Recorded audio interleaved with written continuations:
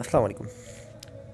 Today's topic is current electricity. तो current electricity हमारे पास क्या होता है, the rate of flow of charge is called current electricity. किसी भी चीज़ का रेट क्या होता है, रेट बराबर होता है कि जिस चीज़ का हम रेट निकाल रहे हैं उसको हम ऊपर रखेंगे और नीचे रख देंगे टाइम। ठीक है, तो ये रेट कहलाता है। तो यहाँ पे हम किस चीज़ का रेट निकाल रहे हैं, the rate of flow of charge निकाल रहे हैं। तो हम क्या करेंगे कि चार्ज को ऊपर रखेंगे। ठीक है, आपके पास चार्ज को जो है वो हम ऊपर रखेंगे,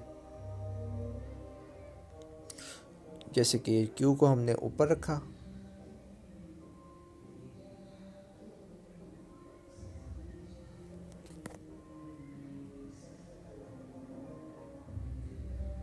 अच्छा, क्यू को हमने ऊपर रखा और उसको डिवाइड करवा दिया टाइम से, तो ये आ गया हमारे पास करंट। ठीक है, नेक्स्ट है इसकी डेफिनेशन एक और, जो कि हम ये भी देख सकते हैं, the rate of flow of charge conductor through a conductor is called current. ठीक है, कि किसी कंडक्टर के अंदर से चार्ज फ्लो करेगा ना, चार्ज कहाँ से फ्लो करेगा, किसी कंडक्टर के अंदर से करेगा। तो जिस कंडक्टर के अंदर से रेट चार्ज फ्लो करेगा उस कंडक्टर के हिसाब से अगर हम किसी बात करें तो उसके हिसाब से, यानी कि इसमें से जो चार्ज फ्लो करेगा टाइम के हिसाब से, इसमें जो चार्ज फ्लो करेगा टाइम के हिसाब से वो हमारे पास बराबर होगा, किसी भी कंडक्टर के अंदर से जो चार्ज फ्लो करेगा टाइम के हिसाब से वो बराबर होगा करंट के। ठीक है, करंट को हम डिनोट किससे करते हैं, आई से डिनोट करते हैं। इट इज़ डिनोटेड बाय आई। ठीक है, नेक्स्ट है हमारे पास इसका formula.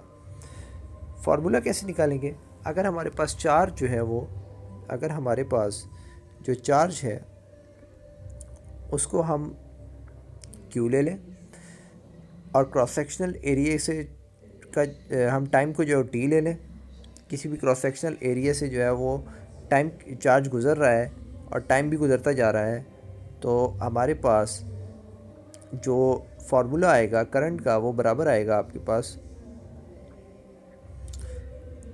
Charge divide by time. ठीक है, और ये हम लिख देंगे सिंबॉलिक फॉर्म में I equals to Q upon T. इसके बाद आता है हमारे पास यूनिट का, यूनिट क्या होता है, यूनिट इसका होता है कूलम पर सेकंड आपके पास।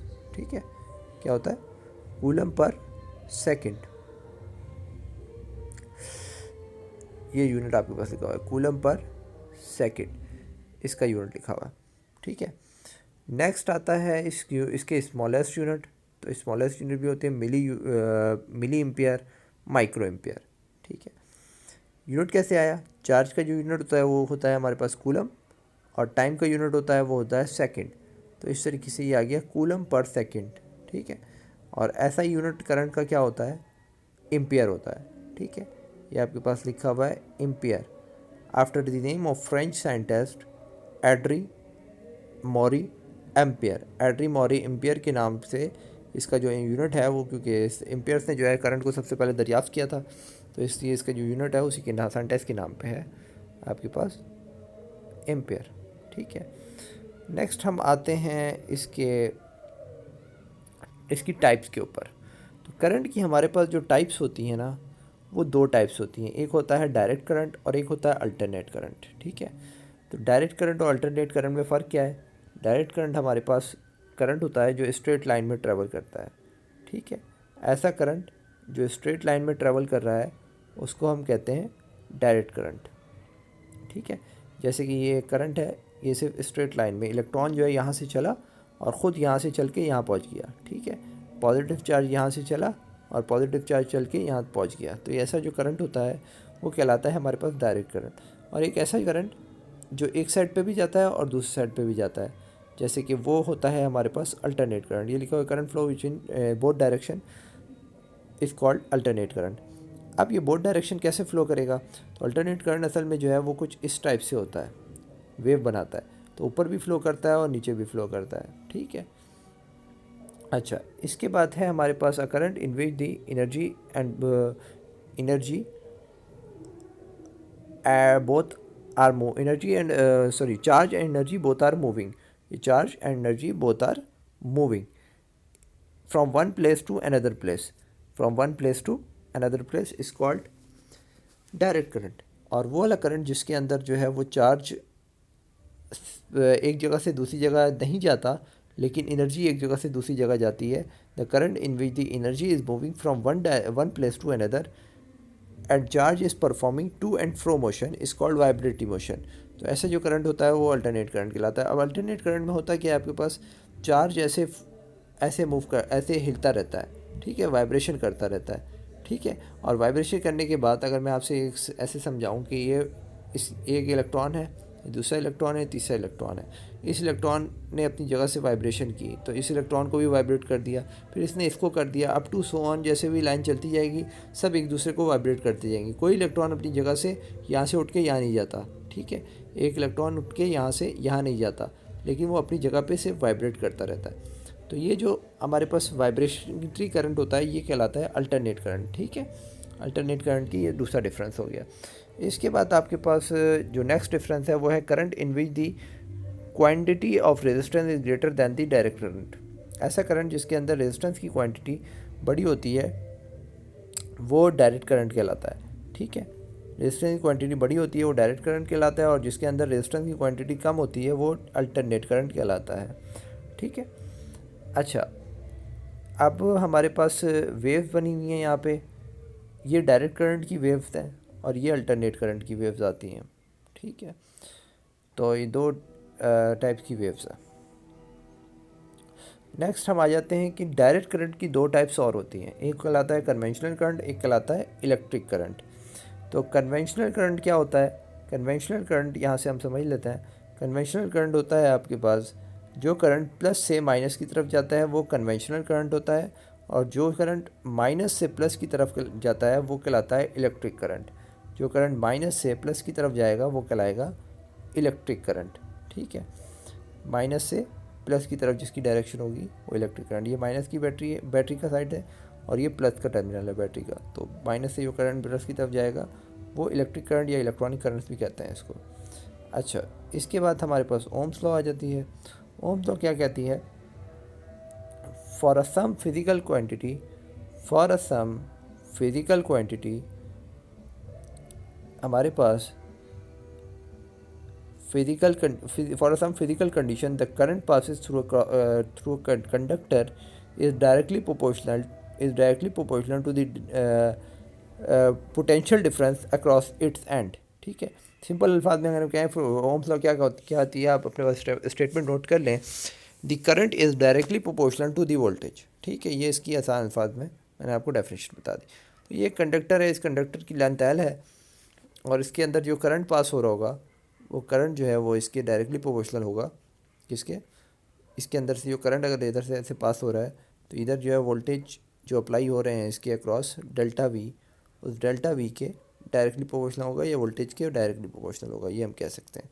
तो ये आपके पास लिखी हुई है इसकी statement, I is directly proportional to V, और ये आता है आपके पास एक कांस्टेंट के के नाम से, ठीक है। ये कांस्टेंट आता है के के नाम से। इस कांस्टेंट का नाम होता है हमारे पास कंडक्टेंस, ठीक है। क्या नाम होता है इसका? नाम होता है कंडक्टेंस ऑफ कंडक्टर। और ये है हमारे पास आई जो है वो करंट है और वी जो है वोल्टेज है। कंडक्टर्स को के से हम डिनोट करते हैं। अपोजिशन ऑफ करंट की एक क्वांटिटी होती है जिसका नाम होता है रेजिस्टेंस, ठीक है। फॉर एग्जांपल हमारे पास ये करंट फ्लो कर रहा है इस डायरेक्शन से, तो इसको जो अपोज करेगा इधर से वो कहलाएगा हमारे पास रेजिस्टेंस, ठीक है। तो ये रेसिप्रोकल होता है कंडक्टेंस का, के का रेसिप्रोकल होता है 1/r का, आर के डायरेक्ट प्रोपोर्शनल होता है, K is inversely proportional to R, ठीक है, ऐसे कहेंगे इसको। तो ये लिखा हुआ है आपके पास K is inversely proportional to R. अब अगर हम ये करें कि ये जो के की जगह है, के की जगह हम पुट कर दें इसमें आपके पास 1/r, तो ये क्या बन जाएगा? देखें ज़रा, आई इक्वल्स टू 1/r आ गया, और इस r को हम ले जाएंगे i के पास, तो ये बन जाएगा I R is equals to V, और फाइनली हम लिखेंगे v इज equals to I into R, okay. तो ये हो गई हमारे पास बात ओम्स लॉ की। ओम्स लॉ के में अब जो क्वांटिटी है ये आर रेजिस्टेंस, इस रेजिस्टेंस की हम यूनिट की बात करते हैं। तो नेक्स्ट चलते हैं हम इसकी यूनिट की बात करते हैं। The unit of resistance is called ohms होता है असल में। ये ओम सेंटेंस के नाम पे जो है इसका रेजिस्टेंस का यूनिट दिया जाता है, पर इसको वोल्ट पर एम्पियर भी कह सकते हैं, वोल्ट अपॉन एम्पियर, क्योंकि ऊपर हमारे पास वोल्टेजेस हैं और नीचे एम्पियर है, तो इसको वोल्ट पर एम्पियर भी इसका यूनिट को कहा जा सकता है। इसके जो बड़े यूनिट्स होते हैं वो होते हैं आपके पास किलो ओम, और किलो ओम के अलावा जो है वो मेगा ओम भी होता है x.6, और छोटे यूनिट्स मिली ओम और माइक्रो ओम के होते हैं। अच्छा, नेक्स्ट अगर हम बात करें कि ये जो रेजिस्टेंस है वो किस किस चीज़ों पर डिपेंड करता है, तो रेजिस्टेंस इन 4 चीज़ों पर डिपेंड करता है। 4 चीज़ें क्या है आपके पास? पहली है लेंथ, दूसरी है क्रॉस सेक्शन एरिया, तीसरा है मटेरियल का नेचर, और तीसरा है टेम्परेचर। तो लेंथ पे कैसे डिपेंड करता है? ये फॉर एग्जांपल हमारे पास एक छोटा वायर है, तो छोटे वायर की लेंथ अगर L है तो इसका जो रेजिस्टेंस होगा वो कुछ होगा, ठीक है। अगर हम एक बड़ा वायर बनाते हैं और बड़े वायर की रेजिस्टेंस जो है वो भी L है, लेकिन वो छोटे वायर L से ज़्यादा बड़ी है, तो अब इसकी रेजिस्टेंस होगी कुछ ज़्यादा, क्योंकि वायर लंबा हो गया ना। जैसे जैसे आप वायर लंबा करते जाएंगे, यहाँ से वायर को हैदराबाद ले जाएंगे या कराची से हैदराबाद ले जाएंगे, तो जो है आपके पास लेंथ बढ़ जाएगी। लेंथ बढ़ जाएगी तो रेजिस्टेंस भी बढ़ जाएगा, ठीक है। रेजिस्टेंस जैसे जैसे लेंथ बढ़ती है वैसे वैसे रेजिस्टेंस भी बढ़ता है। तो इसका मतलब रेजिस्टेंस जो है वो डायरेक्टली प्रोपोर्शनल होता है, रेजिस्टेंस डायरेक्टली प्रोपोर्शनल होता है लेंथ के, ठीक है। तो ये स्टेटमेंट आपके पास पहले मैथमेटिकली लिखी हुई है, resistance is directly proportional to the length. Next है हमारे पास क्रॉस सेक्शनल एरिया से रेजिस्टेंस का क्या ताल्लुक होता है? वो इन्वर्सली प्रोपोर्शनल होता है। अब ये कैसे होता है ये ज़रा समझ लें आप। ये है हमारे पास एक वायर, ये इस वायर का क्रॉस सेक्शनल एरिया है, तो क्रॉस सेक्शनल एरिया के ये इन्वर्सली प्रोपोर्शनल है लेंथ। तो इन जैसे जैसे हम एरिया बढ़ाते जाएंगे, यानी कि हम इस वायर का अगर हम एरिया बढ़ा दें, मोटा कर दें वायर को, तो हमारे पास उसकी रेजिस्टेंस कम हो जाएगी। और अगर हम एक पतला वायर ले दें, तो आपके घर में जो पतले वायर होते हैं, पानी की मोटर जो हमारे घर की चलती है, तो उसमें हम मोटा वायर लगाते हैं, पतला वायर नहीं लगाते, और उसमें पतला वायर लगा देंगे तो वो जल जाएगा। तो इसीलिए हम उसके लिए एक मोटा वायर लेते हैं और मोटा वायर लगाते हैं, तो एरिया उसका ज़्यादा होता है, तो रेजिस्टेंस उसमें कम पैदा होती है। तो इन्वर्सली प्रोपोर्शनल रिलेशन आती है रेजिस्टेंस और एरिया की, ठीक है। अच्छा, नेक्स्ट है मटेरियल का नेचर। तो मटेरियल की नेचर सिंपल ये है कि अगर हमारे पास लोहा होगा, आयरन होगा, तो आयरन का जो रेजिस्टेंस है वो ज़्यादा होगा और एज़ कम्पेयर टू कॉपर के, ठीक है।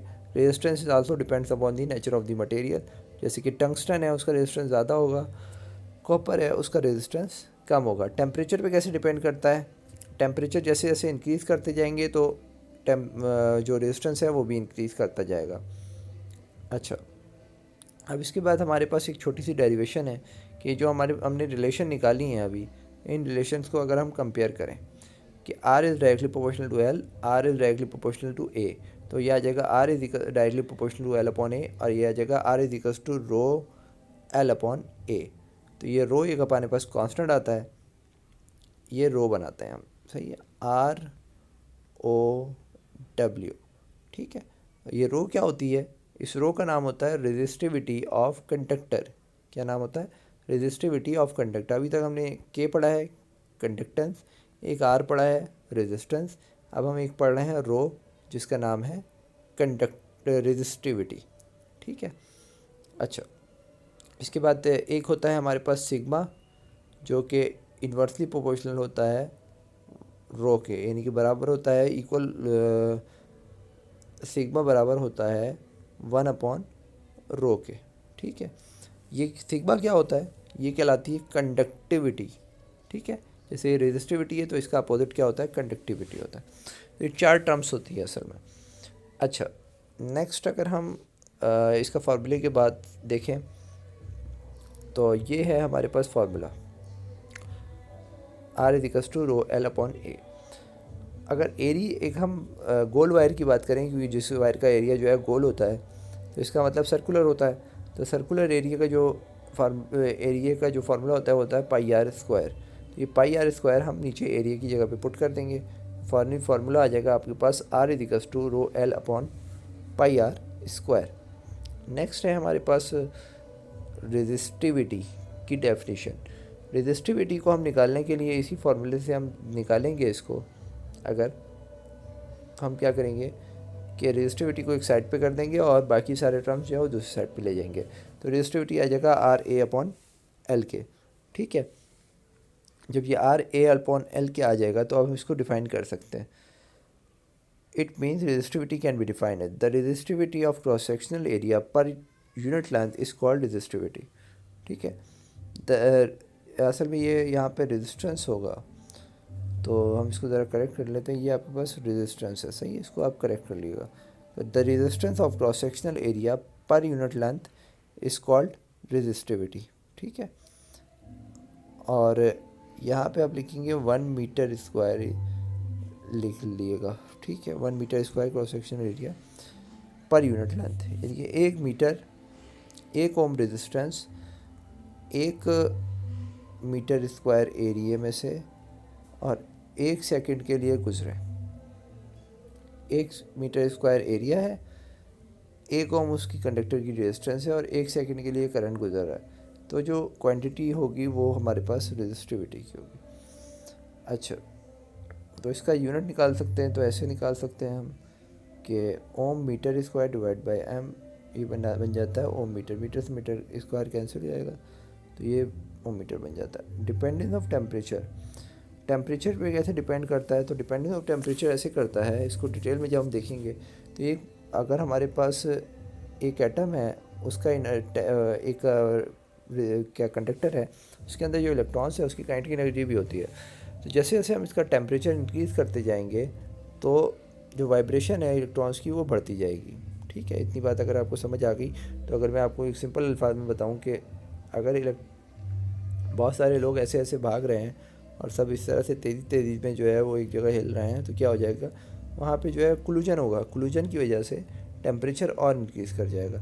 जैसे टेम्परेचर इंक्रीज़ कर जाएगा यानी कि रेजिस्टेंस इंक्रीज़ कर जाएगा, कि अब इनको जो है चलने में दुश्वारी हो रही है। ठीक है, तो टेम्परेचर जैसे जैसे इंक्रीज़ हुआ तो इनकी चलना जो तेज़ हो गया, जैसे जैसे चलना तेज़ हुआ तो रेजिस्टेंस इंक्रीज़ हो गया। अच्छा, अब अगर हम इसको रो की टर्म में एक फार्मूला बनाएं तो हम बात करेंगे कि delta rho, change in rho. Change in rho मतलब पहले इनिशियल रो नॉट थी, फिर टेम्परेचर हमने बढ़ाया तो जो रो हो गई वो रो टी हो गई। ठीक है, अब ये जो रो नॉट होगा वो डेल्टा रो जो होगा चेंज इन रो तो डायरेक्टली प्रोपोर्शनल होगा रो नॉट के। ठीक है, इसको हमने इक्वेशन 1 का नाम दे दिया। अच्छा, इसके बाद हम ये कहते हैं कि जैसे जितना ज़्यादा टेम्परेचर बढ़ाएंगे उतनी जो है हमारे पास रेजिस्टिविटी में चेंज आएगा। पहले हमने क्या कहा कि जितनी इनिशियल रेजिस्टिविटी होगी उतना ही ज़्यादा चेंज आएगा रेजिस्टिविटी में। अब हम ये कह रहे हैं कि जितनी रेजिस्टिविटी जो है हम बढ़ाएंगे, जितना हम टेम्परेचर चेंज करेंगे उतना ही रेजिस्टिविटी में चेंज आएगा। तो ये बन गया delta rho is directly proportional to delta T. दोनों को कंपेयर करें अगर, तो आपके पास रिज़ल्ट आएगा delta rho is directly proportional to rho delta T. ठीक है, अगर आप प्रोपोर्शनलिटी का साइन हटाएंगे तो एक आ जाएगा आपके पास इक्वल और एक आ जाएगा अल्फ़ा।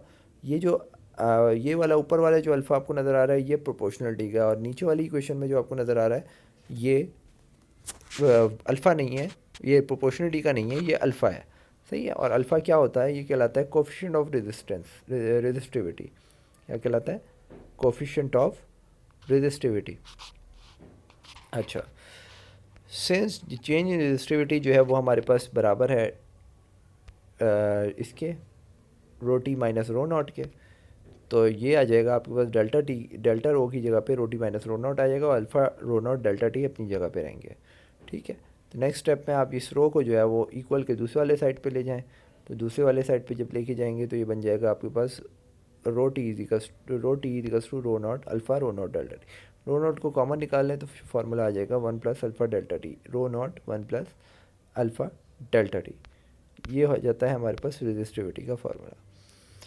अच्छा, रेजिस्टेंस जो होती है वो डायरेक्टली प्रोपोर्शनल होती है हमारे पास रेजिस्टिविटी के। जब रेजिस्टेंस डायरेक्टली प्रोपोर्शनल रेजिस्टिविटी की होती है तो ये हम यहाँ पे जहाँ जहाँ रो था वहाँ रो नॉट था, वहाँ आर नॉट रख देंगे, और जहाँ पे आर रो टी था वहाँ पे आर टी रख देंगे। नेक्स्ट टॉपिक है हमारा combination of resistance. Combination of resistance में दो तरह के होते हैं, एक होता है सीरीज़ कम्बिनेशन और एक होता है पैरेलल कम्बिनेशन। ठीक है, सीरीज़ कम्बिनेशन और पैरेलल कम्बिनेशन। तो सीरीज़ कम्बिनेशन में जो रेजिस्टेंस होते हैं वो किस तरह कनेक्टेड होते हैं, वो आपके पास कनेक्टेड होते हैं कुछ इस टाइप से। ठीक है, ये एक रेजिस्टेंस दूसरे रेजिस्टेंस के साथ इस तरह कनेक्टेड होता है, ये सीरीज़ कम्बिनेशन कहलाती है। सही है, इसमें जो हमें चीज़ समझनी है वो ये समझनी है, ये पॉजिटिव टर्मिनल है बैटरी का, ये नेगेटिव है। अगर हम कन्वेंशनल करंट की डायरेक्शन देखें तो ये पॉजिटिव से नेगेटिव ऐसे फ्लो करेगा। ठीक है, ये कन्वेंशनल करंट जो यहाँ से स्टार्ट होगा तो ये फ्लो करता रहेगा और स्ट्रेटली लाइन ये सेम करंट पूरे सर्किट में से फ्लो हो जाएगा। यानी कि बताने चाह रहा हूँ मैं आपको, करंट सेम रहता है यहाँ पे, लेकिन वोल्टेजेस जो है इस टर्मिनल के अक्रॉस डिफरेंट होंगे, इसके अक्रॉस डिफरेंट होंगे और इसके अक्रॉस भी डिफरेंट होंगे। ठीक है, तो अगर वोल्टेजेस डिफरेंट होंगे तो हम अगर टोटल वोल्टेजेस की बात करें, टोटल वोल्टेजेस कैसे निकाल सकते हैं, V equals to V1 plus V2 plus V3, तीनों रेजिस्टेंस के वोल्टेजेस को हम सम कर सकते हैं। ओम्स लॉ में क्या बताती है कि V equals to I into R, V1 होगा तो R1 होगा, V2 होगा तो R2 होगा और V3 होगा तो R3 होगा। ठीक है, अच्छा तो अगर हम ये इसकी जगह पे रख दें IR1, IR2, IR3, तो ये यहाँ पे रखा जा सकता है। तो फाइनली हम जो है अगर I को कॉमन निकाल लें इस साइड से और ऐसे कैंसिल मार दें तो फिर फार्मूला आएगा वो R equals to R1 plus R2 plus R3 आएगा। नेक्स्ट जो कम्बिनेशन होती है वो कहलाती है पैरेलल कम्बिनेशन, और पैरेलल कम्बिनेशन में हमारे पास जो रेजिस्टेंस होते हैं वो कुछ इस तरह से रखे हुए होते हैं, सब एक दूसरे के पैरेलली कनेक्ट होते हैं। इस सर्किट को अगर हम देखें, यहाँ से जब करंट आएगा तो करंट यहाँ तक तो पहुँच जाएगा सेम करंट, उसके बाद कुछ करंट इस डायरेक्शन में जाएगा, कुछ इस डायरेक्शन में और कुछ इस डायरेक्शन में जाएगा। ये करंट डिवाइड हो जाएगा 3 पार्ट्स में, और वोल्टेज जो है जो यहाँ से हम मेजर करेंगे इसके और इसके अक्रॉस वही मिलेंगे हमें इसके और इसके अक्रॉस, और वही मिलेंगे इसके और इसके अक्रॉस, क्योंकि ये जो वायर है बीच में इसमें कोई भी जो है रेजिस्टेंस नहीं आ रही है यहाँ पे। सही है, सबकी रेजिस्टेंस इस तरह पैरेलली आ रही हैं, तो वोल्टेजेस जो हम निकालेंगे वो तीनों के लिए सेम रहेंगे। तो हमें ये पता चला कि हमारे पास पैरेलल कम्बिनेशन में वोल्टेज सेम होते हैं और करंट अलग अलग होता है।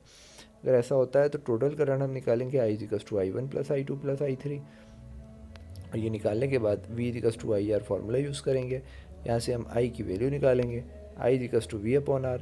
तो फर्स्ट ऑफ ऑल हमारे पास I1 क्या आ जाएगा, V upon R1, I2 V upon R2, V upon R3, तीनों हम यहाँ पे इस फार्मूले में पुट कर देंगे जो ऊपर हमने रिलेशन बनाई थी, और रिलेशन में पुट करने के बाद ये बन जाएगा हमारे V upon R equal V upon R1, R2, R3।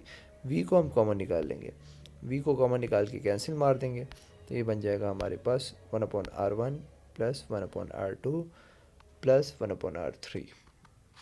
Okay, अच्छा तो ये फार्मूला आ जाता है आपके पास 1 upon R1 plus power dissipation.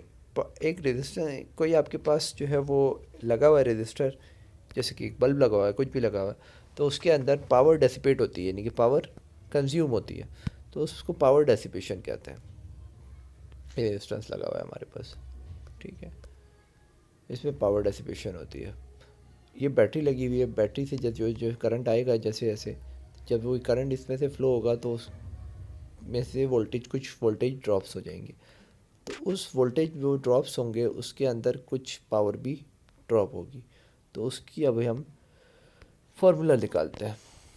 तो फार्मूला है हमारे पास जो पावर का जो सिंपल फार्मूला होता है वो क्या होता है, वर्क अपॉन टाइम। क्या फार्मूला होता है, वर्क अपॉन टाइम। पावर को हम कैसे डिफाइन करते हैं, वर्क अपॉन टाइम से।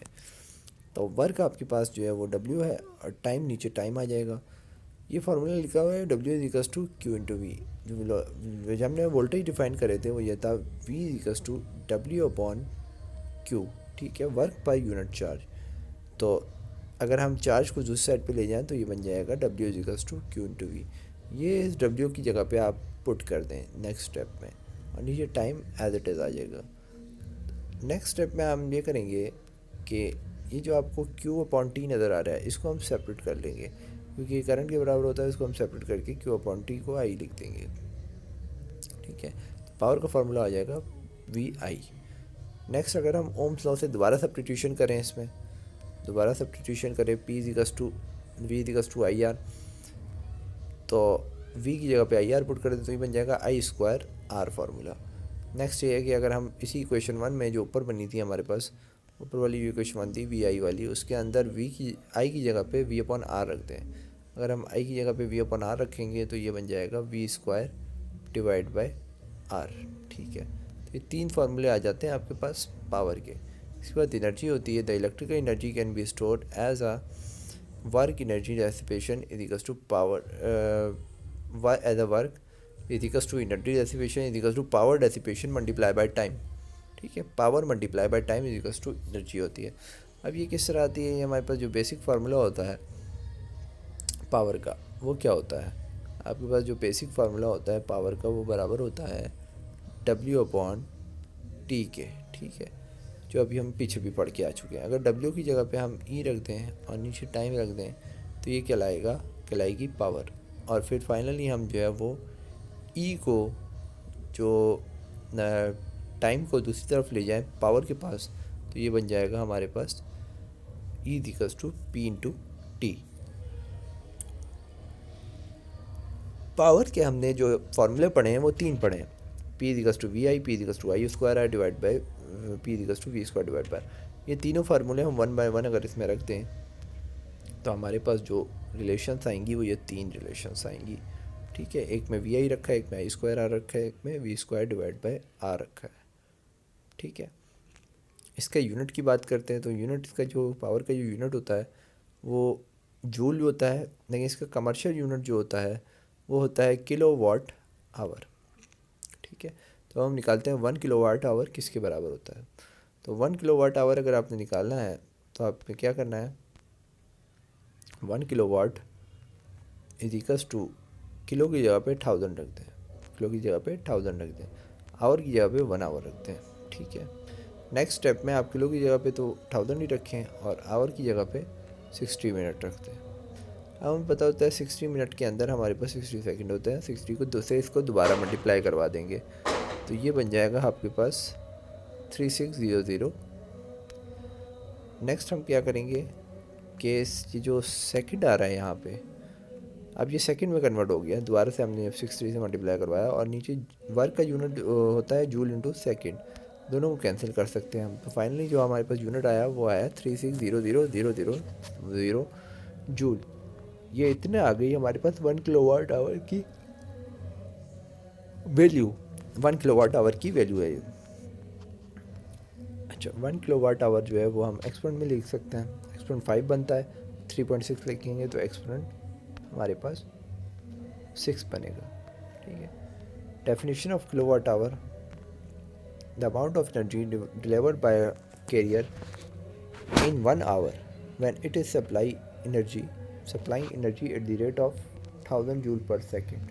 नेक्स्ट हमारे पास जो टॉपिक है वो है इलेक्ट्रोमोटिव फोर्स का, ईएमएफ का। The energy per unit charge required by the electron in order to prove continuous through the circuit is called electromotive force. Electromotive force क्या होती है, जो हमारे पास रिज़ल्ट में जो बैटरी के इंटरनल रेजिस्टेंस को निकाल के जो ईएमएफ इंड्यूस्ड होता है उसको हम ईएमएफ जो हमें मिलता है उसको हम कहते हैं ईएमएफ। ठीक है, इसको ई से डिनोट करते हैं।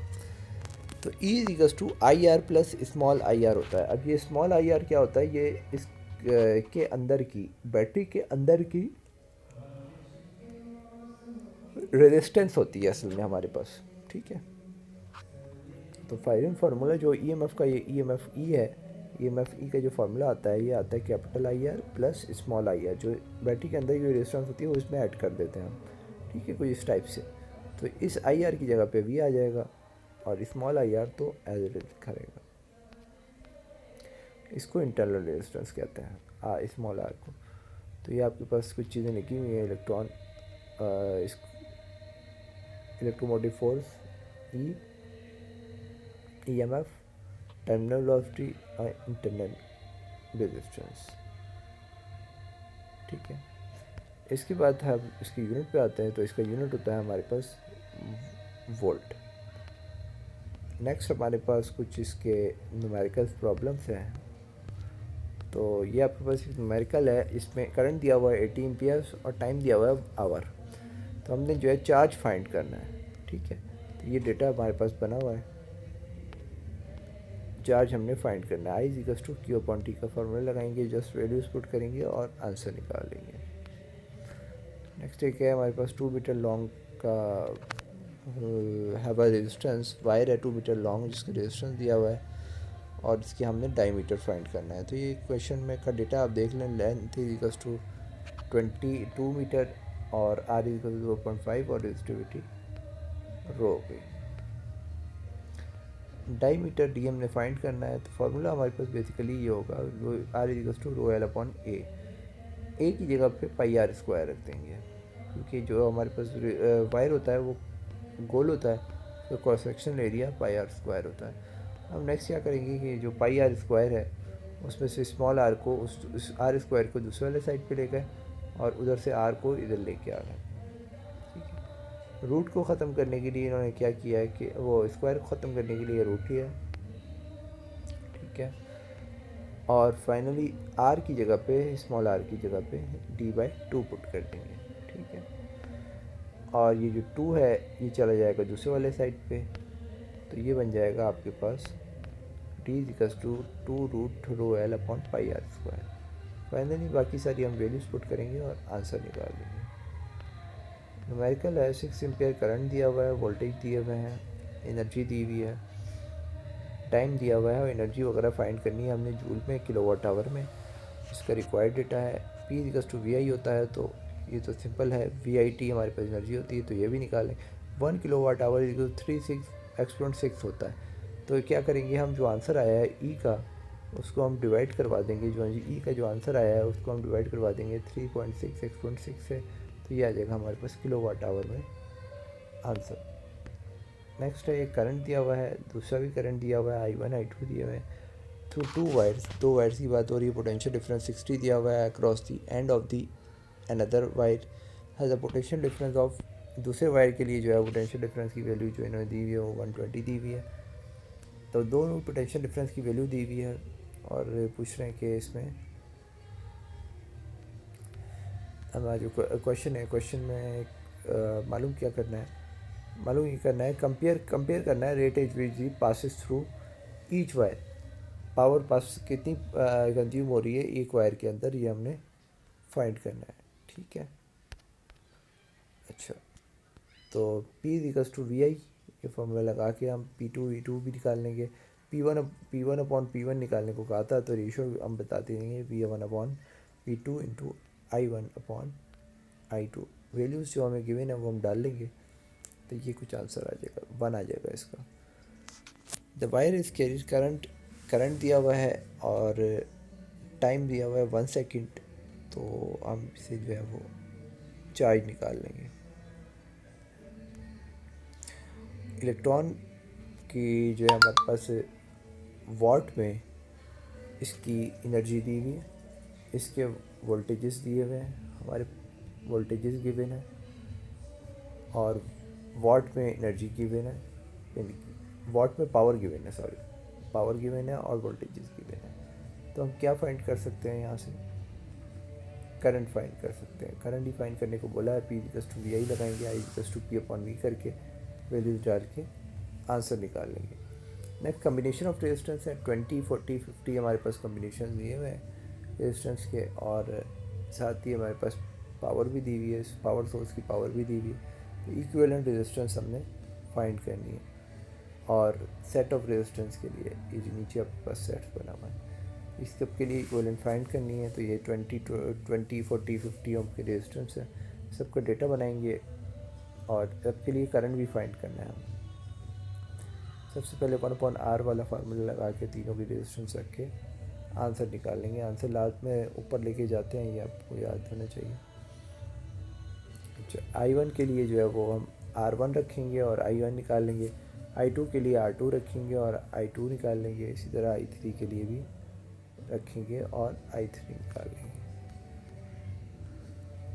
न्यूमेरिकल है, find the equivalent resistance of the network. ये नेटवर्क है, सबसे पहले इन दोनों चीज़ों का निकालेंगे, जो आपको 5 जो आपको नज़र आ रही है 5 ओम और 8 ओम, इन दोनों ओम से निकालेंगे। फिर ये एक रेजिस्टेंस बन जाएगा, फिर इसका इसके साथ निकालेंगे, फिर ये एक बन जाएगा, फिर इन दोनों का पैरेलल निकालेंगे। ठीक है, ये वर्किंग इसकी आपके सामने हुई हुई है। R1 R2 वगैरह दिए हुए। I1 हमने फाइंड करना है, तो ये सबसे पहले तो मेन डायग्राम ये बनेगी। उसके बाद आपके पास कुछ इस तरह की डायग्राम बनेगी, जो दो रेजिस्टेंस थी वो एक में कन्वर्ट हो गई। अब ये दोनों भी जो है वो एक में कन्वर्ट हो जाएंगी नेक्स्ट स्टेप में। और फाइनली हमें ये मिलेगा, आखिर में हम इसको पैरेलल कम्बिनेशन लगा के सॉल्व कर लेंगे। I1 की वैल्यू जो है वो I current through the R which has velocity V, value भी हम निकाल सकते हैं। वैल्यू निकाली भी है इन्होंने, V divide by R double dash, तो ये आ गई 1.32। इसी तरीके से वोल्टेज निकालें, करंट सिंगल करंट निकालेंगे तो उसके लिए अलग फार्मूला होगा, तो स्टेप बाय स्टेप आपने ये फार्मूले याद रखने हैं, ये सब निकाल सकते हैं। इसी तरह एक ये कम्बिनेशन है, इसको भी सॉल्व किया जा सकता है उसी तरीके से।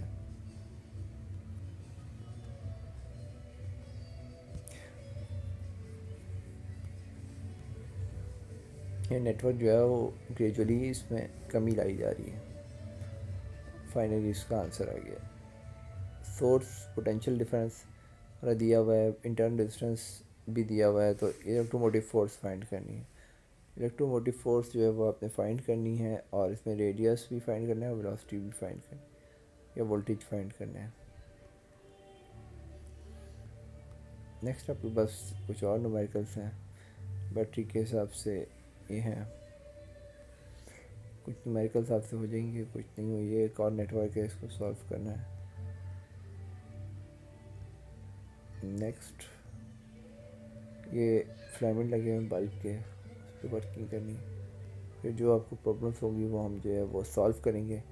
प्रॉब्लम मुझे बताइएगा। उसके साथ ही हमारा ये चैप्टर जो है वो एंड होता है। कुछ रेजिस्टेंस के न्यूमेरिकल्स एंड में भी दिए हुए हैं, तो आई होप आपको जो है वो समझ आई होगी।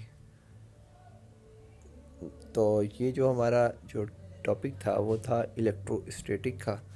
इसमें हमने इलेक्ट्रोस्टैटिक के बारे में तमाम डिस्कशन कर ली।